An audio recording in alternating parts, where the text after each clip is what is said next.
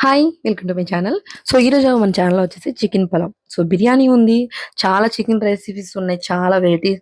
కానీ ఆ వెరైటీస్ మీద కంపల్సరీ మనకు ఉండాల్సింది చికెన్ పలావ్.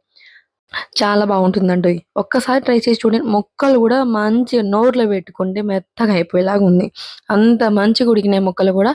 సో, ఈ రెసిపీ కంపల్సరీ ట్రై చేయండి. సో, ఇప్పుడు మన ప్రాసెస్‌లోకైతే ఎళ్ళిపోదాం. నేనైతే ఒక 2 గ్లాసెస్ రైస్‌ని వంట స్టార్ట్ చేస్తున్నామనంగా నానబెట్టేస్తే సరిపోతది. అంటే ఒక 15 మినిట్స్ నానబెడితే పలావ్‌కి సెట్ అయిపోతదనమాట.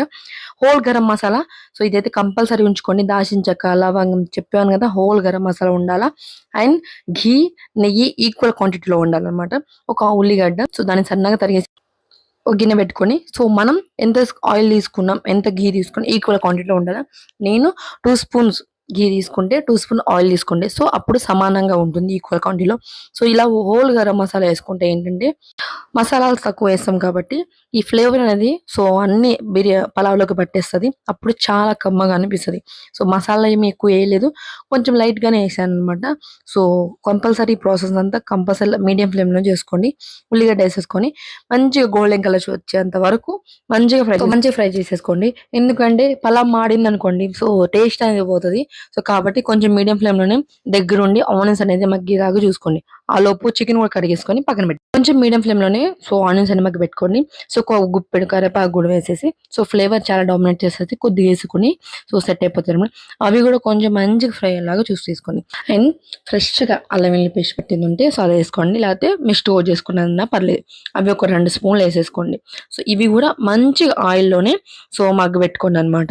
మంచిగా ఆయిల్ అంతా పచ్చి వాసన పోయేంత వరకు మగ్గబెట్టిన తర్వాత ఒక గుప్పెడు కొత్తిమీర అండ్ వెల్లుల్లయితే మధ్యలో కట్ చేసేసుకొని అవి కూడా కొంచెం లైట్‌గా మగ్గనివ్వండి. వెల్లుల్లి అంతా మగ్గిన తర్వాత మనం దొన్నె బిర్యానీలో యేసుకున్న మసాలా అది కూడా ఒక స్పూన్ యేసేసి అది కూడా కొంచెం మంచిగా ఫ్లేవర్ వస్తదనమాట. ఆనియన్ కూడా పట్టేస్తది.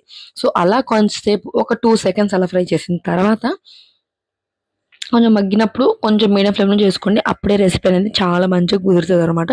అండ్ నేను ఇక్కడైతే 150 రూపీస్ అంటే హాఫ్ కిలో చికెన్ తెచ్చుకుండే అనమాట.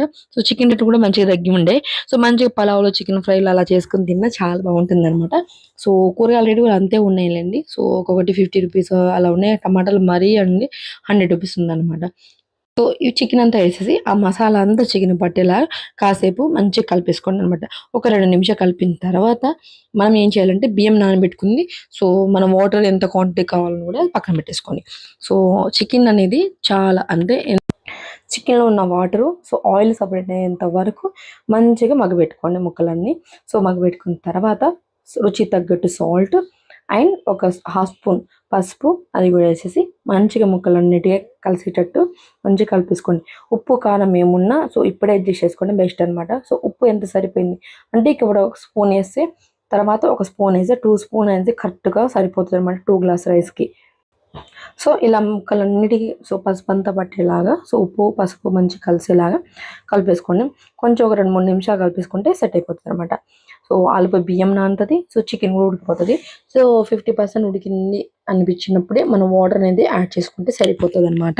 అండ్ ప్రతిసారి మనం ఆయిలు, వాటరు సెపరేట్ అవ్వాలి అని మూత పెట్టేసుకొని ఒక 2 మినిట్స్ ఇలా మగ్గబెట్టుకుంటే సరిపోద్దనమాట. ఆయిల్ చూడండి ఎంత మంచి కలర్‌ఫుల్‌గా కానొస్తుందో పసుపు అండ్ చికెను. అండ్ దీంట్లో మీ స్పైసీనెస్ తగ్గట్టు మీరు ఎంతైతే స్పైసీనెస్ తింటారో చికెను అండ్ కారాలు అలానే యేసేసుకోండి. మేము 2 స్పూన్ అంటే ఒక్కొక్క కారాలు స్పైసీ ఎక్కువ ఉంటది. ఒక్కొక్క కారాలు స్పైసీ తక్కువ ఉంటది. మాదైతే స్పైసీ ఎక్కువే ఉంటది. అండ్ దీంట్లోకి గరం మసాలా అంటే ధనియాల పౌడరు, గరం మసాలా 2 కలిపి ఒక స్పూన్ యేసినా అనమాట. 2 స్పూన్లు మసాలా అయిందనమాట. ఇవన్నీ మంచిగా ముక్కలు కలిసేలాగా కలిపేసుకోండి. అండ్ మంచిగా ముక్కలన్నిటికి కారం, ధనియాల మసాలాలన్నీ పట్టేలాగా మంచిగా కలిపేసుకుంటే సరిపోతదనమాట. ఎప్పుడైనా సరే చికెన్ వండేటప్పుడు ఏదైనా ఒకటే క్వాంటిటీ అంటే ఒక స్పూన్‌తోని మెజర్‌మెంట్ చేసుకుంటే ఏంటంటే మనకి కరెక్ట్ క్వాంటిటీ అనేది తెలుస్తా ఉంటది. ఒక చిన్న స్పూన్ తీసుకొని, ఒక పెద్ద స్పూన్ తీసుకుంటే ఎంతైనా కారాలు, ఉప్పులు, మసాలా అనేది కొంచెం తేడా వచ్చేస్తది. కర్రీ కూడా తేడానే ఉంటుందనమాట. నేను దీంట్లో ఇంకొకసారి ధనియా బిర్యానీ మసాలా ఏసిన. ఇప్పుడు 100% కంప్లీట్ అయిపోయిందనమాట మసాలా అంతా. మీరు ఏ గ్లాస్‌తో రైస్ తీసుకున్నారో అదే గ్లాస్‌తో ఒక గ్లాస్‌కి 1 ½ 1 ½ గ్లాస్ వాటర్ తీసుకుంటే బిర్యానీ రైస్‌కి కరెక్ట్‌గా సో, పలుకులు పలుకులుగా వస్తదనమాట మనకి రైస్. అదే ఈక్వల్‌గా తీసుకుంటే అన్నం అనేది మెత్తగా అయితది. ఎందుకంటే మనం ఆల్రెడీ ఒక హాఫ్ అన్ అవర్ నానబెట్టుకున్నాం గదా! రైస్ అనేది.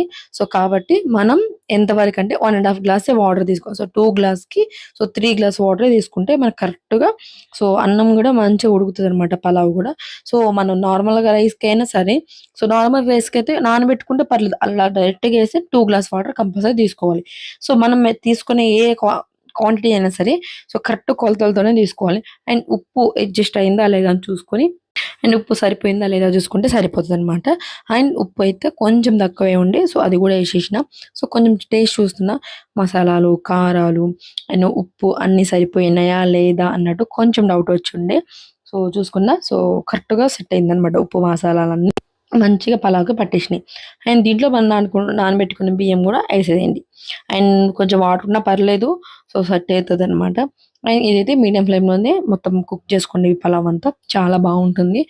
ఫైనల్‌లో మనం తినే ముందు కొంచెం ఒక స్పూన్ ఘీ యేసుకుంటే చాలా టేస్ట్ అయితే ఇంకా చాలా బాగుంటుందనమాట. ఒక్కసారి ఇలా ట్రై చేయండి. మేము పలావ్ ఒక్కటే తినలేమండి. చికెన్ ఫ్రై రెసిపీ గూడా ఉంది మన ఛానెల్‌లో. అది గూడా చూడండి. అది గూడా 2 కలిపి చేసుకుంటే ఇంకా సూపర్‌గుంటుందనమాట. ఆ రోజు నేను బయటికెళ్ళొచ్చుండే. కుదరలేదనమాట. బయటికంటే డీమార్ట్‌కెళ్ళిన. హడావిడిగా చేసేసాననమాట. కొన్ని కొన్ని సార్లు ఇలానే బయటికెళ్ళొచ్చినప్పుడు నాకు కంపల్సరీ పలావో ఏమైనా తినాలనిపిస్తది. కుదిరితే బయట నుంచి తెచ్చుకుంటాం. లేకపోతే వండేసుకుంటాం. నాకు చాలా వరకైతే నేను వండుకొని తినడం చాలా ఇష్టం.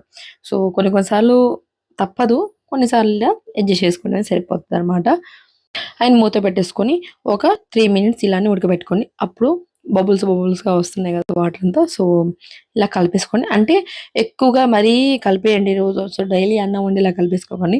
కింద నుంచి మంచిగా ఒక సైడ్‌న అలా కలుపుతూ ఉంటే ఏంటంటే రైస్ కూడా ఇరగకుండా ఉంటుంది. ఇంకొక 2 మినిట్స్ అయిపోతుంది అనంగా కొంచెం కొత్తిమీర కూడా గార్నిష్ చేసేసుకోండి. చాలా బావుంటుందనమాట. దీని మీద అయితే మేము సో పెరుగు చట్నీ చేసుకున్నాం. చాలా మంచిగుండే అనమాట. పెరుగు చట్నీ కావాలి అంటే అది కూడా పెడతాను. చూసారు గదా! మన చికెన్ పలావ్ చాలా పర్ఫెక్ట్‌గా ఎంత మంచిగొచ్చిందో. అసలు చూస్తుంటేనే నోరూరిపోతుంది. అంత బాగా వచ్చిందనమాట. టేస్ట్ కోసం కాదు తినడానికే పెట్టుకుంటున్నా. ఆనియన్స్, లెమను అండ్ మన పలావ్ వేడి వేడిగా వండి తింటే అసలెంత బావుంటది కమ్మగా